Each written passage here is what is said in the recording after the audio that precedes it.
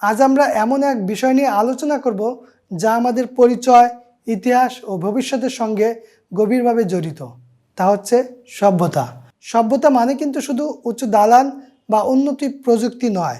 সভ্যতা মানে মানুষের চিন্তা, সংস্কৃতি, সমাজ গঠন এবং আত্মবিকাশের এক অবিরাম যাত্রা। সভ্যতা কি? সভ্যতা বলতে বোঝায় এমন একটি সামাজিক, সাংস্কৃতিক ও প্রযুক্তিগত অবস্থান যেখানে মানুষ নিয়মতান্ত্রিকভাবে সমাজ গঠন করে, বিজ্ঞান ও শিল্পে উন্নতি সাধন করে, আইন কানুন প্রতিষ্ঠা করে এবং মূল্যবোধের চর্চা করে। এক কথায় সভ্যতা হলো মানুষের জ্ঞানের, চিন্তার ও আচরণের উন্নততর রূপ। ইংরেজিতে বলা যায় culture is what we are, but civilisation is what we have. সভ্যতা ও সংস্কৃতির মধ্যে পার্থক্য। সংস্কৃতি হলো চিন্তা ও অভ্যন্তরীণ মূল্যবোধ। সভ্যতা হলো বাহ্যিক প্রকাশ, প্রযুক্তি, নগরায়ন ও সংগঠন। সভ্যতার শুরু কোথা থেকে?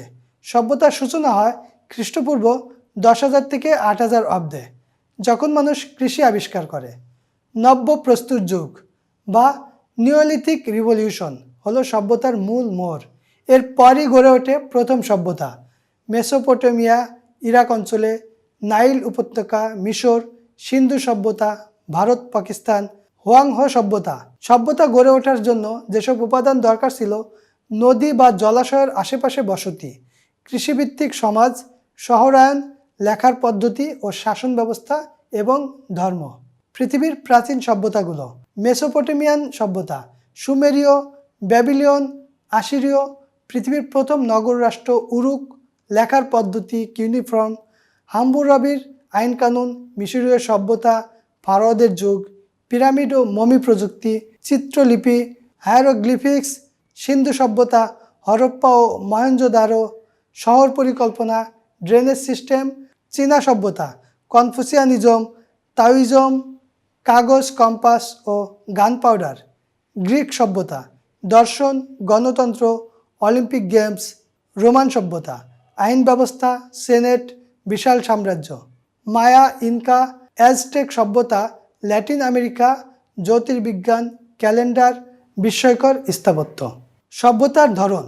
সভ্যতাকে সাধারণত দুইভাবে ভাগ করা যায়: মূল সভ্যতা, কোর সিভিলাইজেশন, যারা নিজস্ব প্রযুক্তি, ভাষা ও শাসন ব্যবস্থা গড়ে তোলে, যেমন চীন, মিশর। উত্তরাধিকার সভ্যতা, সাকসেসর সিভিলাইজেশন, পূর্ববর্তী সভ্যতার উপর ভিত্তি করে নতুন সভ্যতা তৈরি হয়, যেমন ইউরোপীয় সভ্যতা, রোম গ্রিক ভিত্তিক।